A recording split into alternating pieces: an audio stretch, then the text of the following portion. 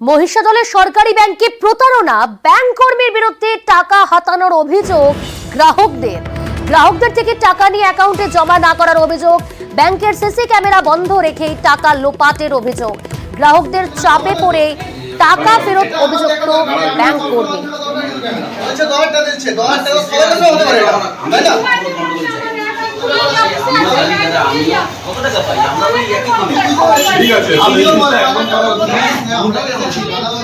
কোন মাসে আমি আবার টাকা তুলতে আসি, 5,000 টাকা তুলবো, বলছে যে তোমার অ্যাকাউন্টে অত নেই। আমি তখন বলি কেন, আমার অ্যাকাউন্টে তো থাকবার কথা টাকা। বলে না নেই, 4,000 টাকা আছে আর অ্যাকাউন্ট নেই। আমাকে আবার বললো কি আপনি কবে কবে তুলে নিয়েছেন, আপনার মনে নেই।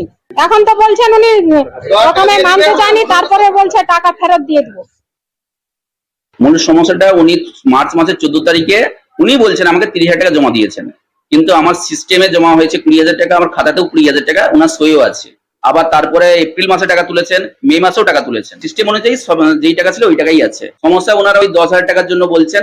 উনি যখন এইভাবে সমস্যা করছেন, লোকজন জড়ো করছেন, বাধ্যগতভাবে আমি এটাকে আমার ভুল নয়, কিন্তু ভুল ভেবে আমি টাকাটা ফেরত দিয়ে দিয়েছি।